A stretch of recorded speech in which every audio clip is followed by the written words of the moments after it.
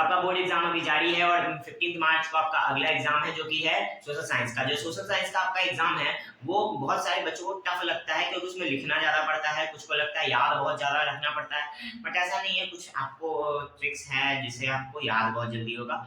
वो खैर हम इस वीडियो में आपको बताएंगे कि आपको किस तरह से प्रेजेंट करना अपना कॉपी को, किस तरह से उससे एग्जाम से कुछ समय पहले किस तरह से आपको तैयारी करनी है जिससे कि आपका पेपर, अभी तक तो आपने बहुत अच्छी तैयारी की होगी बट अभी जो 1-2 दिन का टाइम है इसमें आपको क्या स्ट्रेटेजी बनानी है एग्जाम के लिए जिससे कि आपको एग्जाम में हेल्प हो। सबसे पहले आपका जो 1 डे बिफोर एग्जाम है, जो कि कल बिफोर एग्जाम जो है वो आपका कल है, ठीक है।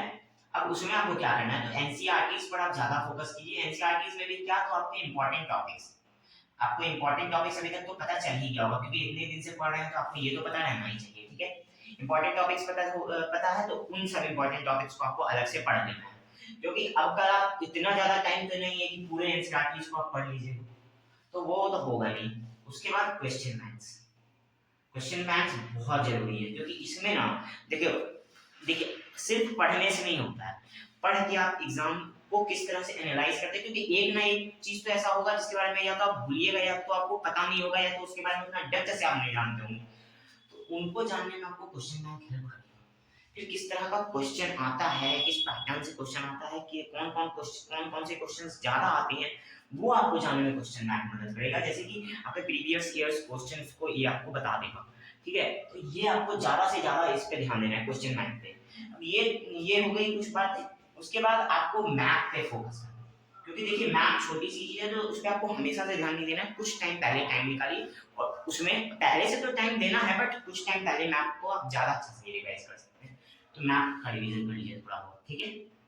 अब इस दिन अब आप ज्यादा एफर्ट मत लगाइए, इतना एफर्ट काफी है, क्योंकि ना आपको अब उतना दिन से क्या पढ़ रहे थे उसको अब बस दिमाग में चलाते रहिए, ठीक है। बस अब आपको यही करना है और थोड़े बहुत क्वेश्चंस का प्रैक्टिस कर लीजिए, क्वेश्चन सॉल्व करने का प्रैक्टिस कर लीजिए, सॉल्व करने का, ठीक है। क्योंकि सॉल्व करोगे ना तो आपको आइडिया रहेगा कि इतने देर में हम लिख लेंगे, ठीक है।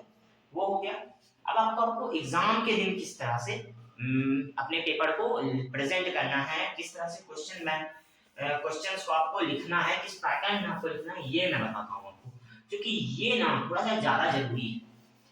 क्योंकि सोशल साइंस में सब सोचते हैं अरे वेरी शॉर्ट है, सोशल साइंस में ना ज्यादा लिखते हैं मार्क्स ज्यादा आएगा, लॉन्ग है पेज ही भर देते हैं ना पूरा, ज्यादा मार्क्स आएगा। ऐसा नहीं होता है, क्वेश्चंस की डिमांड को समझिए। सोशल साइंस में सिर्फ लिखने से नहीं होता है, कभी कभी डिमांड भी क्वेश्चन का समझना पड़ता है। अगर वेरी शॉर्ट है आपका, वेरी शॉर्ट मैंने सैंपल पेपर जैसा कि देखा था 2 मार्क्स का, ठीक है। अब जो वेरी शॉर्ट है वो शायद 4 या 5 क्वेश्चन आएंगे आपके, आपको उनको मुश्किल से 2 या ज्यादा 3 लाइन में लिखना है।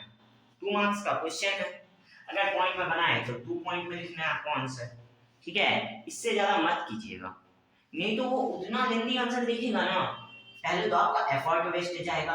कभी कभी क्वेश्चन आंसर शीट चेकर्स कभी कभी मतलब क्या होता है ना, इंसान ही है ना, उनको आंसर सही नहीं लगे तो हो सकता है वो एक्स्ट्रा एक्सप्लेनेशन के चलते शायद मार्क्स काट दें, और ज्यादा लिखने से आप ही का नुकसान होता है।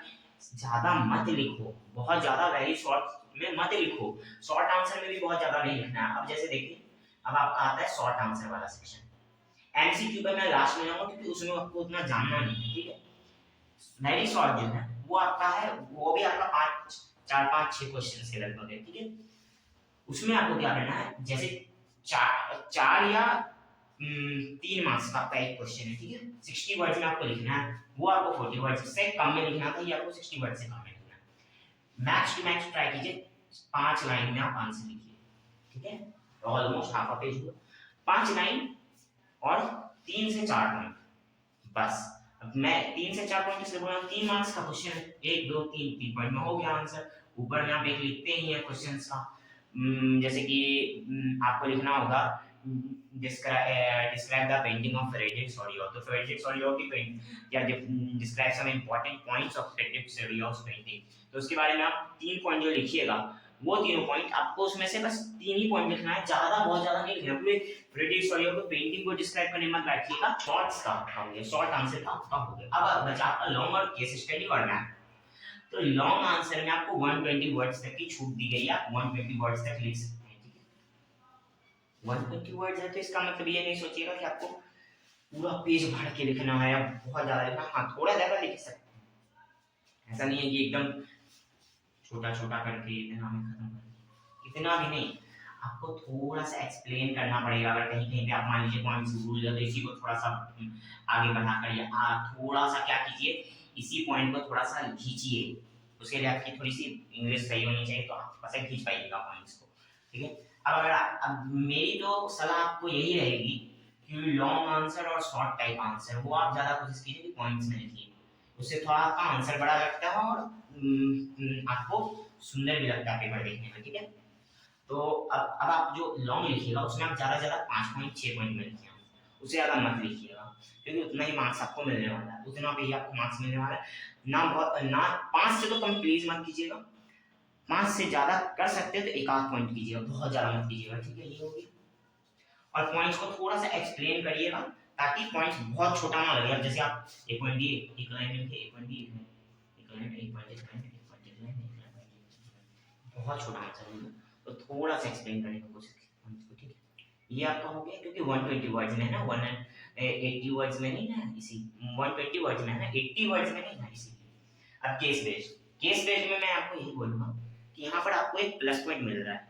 क्या प्लस पॉइंट मिल रहा है? पूरी स्टोरी आपको यहाँ पर दी हुई है, थोड़ा बहुत घुमा के क्वेश्चन पूछा है, 3 क्वेश्चन है, 4 मार्क्स आपको मिल रहा है, किसी एक क्वेश्चन पे 2 मार्क्स मिलेगा, जिसमें 2 मार्क्स मिलेगा उसमें थोड़ा सा ज्यादा लिख दीजिएगा, बाकी जो आपको लगेगा कि आंसर छोटा है उसका आंसर छोटा ही दीजिएगा, ज्यादा बड़ा लिखने की जरूरत नहीं, टाइम सेव करो, ठीक है। टाइम को बचा के टाइम देखते हुए चलना है, ठीक है। अब बचा आपका जो एमसीक्यू है, मैं बोलूंगा सबसे पहले एमसीक्यू कर दो, क्योंकि आप सोचिएगा जल्दी जल्दी लॉन्ग बना लेता हूँ, जल्दी जल्दी सब कर लेता हूँ, अरे सब तो आप जल्दी जल्दी कर लीजिएगा, लेकिन लॉन्ग लिखने में टाइम ज़्यादा लगता है। आप स्टार्टिंग में ही लिख रहे हैं तो आपको क्या होगा, आप कोशिश कीजिएगा इसमें थोड़े पॉइंट और जोड़ो, उससे क्या होगा, आपका लॉन्ग थोड़ा ज़्यादा बड़ा होगा और टाइम ज़्यादा लगेगा, ठीक है। क्योंकि स्टार्टिंग में मेंटालिटी ऐसी रहती है ना, ज़्यादा लिखे थोड़ा सा, आपको उस समय आपका माइंड पूरा फ्रेश रहता है, तो उस टाइम आप एमसीक्यू अगर बनाइएगा तो उस टाइम आपको ज़्यादा आसानी से एमसीक्यू बन जाएगा। एक तो उसके बाद आप उसमें ज़्यादा तो लिखिएगा ही नहीं, कॉपी भी आपका स्टार्टिंग के पेजेस नीट लगेंगे, क्योंकि एमसीक्यू है ना, ज्यादा ज्यादा एक वर्ड में ही आंसर लिखना है ना, तो काटिएगा भी तो एक आध ही वर्ड कटेगा, ऐसे कोशिश मत कीजिए, आप फर्स्ट पेज में कोशिश कीजिए कि नहीं ही काटे, ठीक है। वो हो गया। अब आपका ये पेपर पूरा समाप्त हुआ, तो आपका पेपर आपको इसी तरह से लिखना है, 20 मार्क्स का एमसीक्यू है, 20 एमसीक्यूज है, ठीक है। अब इसमें मैं आपको बस एक सजेशन और दूंगा कि पेपर से पहले जो आपका दिन का टाइम है उस समय थोड़ा सा पढ़िए, बहुत ज्यादा मत पढ़िए, और बाकी आप रिलैक्स कीजिए, क्योंकि बहुत ज्यादा आप जब पढ़ने लगते हैं ना तो दिमाग में थोड़ा सा स्ट्रेस आने लगता है कि ये भूल रहा हूँ, ये भूल रहा हूँ, ये भूल रहा हूँ, तो आपको जो आ रहा है वो भी भूल रहा है, ठीक है। तो थोड़ा सा रिलैक्स कीजिए पेपर के वक्त, अगर थोड़ा सा भी प्रेशर को साइड कीजिए, आपको लग रहा है कि ये छूट जाएगा, ये छूट जाएगा, ऐसे जो स्ट्रैटेजी बनाइए उसके हिसाब से आपके पेपर्स नहीं छूटेंगे। बट अगर आपको लग रहा है ये क्वेश्चन छूट जाएगा, पहले ध्यान दीजिए कौन से क्वेश्चन आपको आ रहे हैं, पहले उनको कर लीजिए, जो छूटेंगे उन पर टाइम दिया जाएगा, लेकिन हाँ लॉन्ग पे आपको ध्यान देना है क्योंकि वो ज़्यादा मार्क्स के, ठीक है। तो आप इसके साथ आपका वीडियो खत्म होता है। अब आप अपनी तैयारी को आगे बढ़ाइए, आगे अच्छे से तैयारी कीजिए, और हमारे चैनल पे भी आपको सोशल साइंस के बहुत सारे वीडियोस मिल जाएंगे जिसमें आपको अच्छे से बहुत सारे टॉपिक्स को एक्सप्लेन किया गया है, इंपॉर्टेंट टॉपिक्स को एक्सप्लेन किया गया है, तो आप चाहें तो उस वीडियो को जाकर देख सकते हैं। So thanks for watching.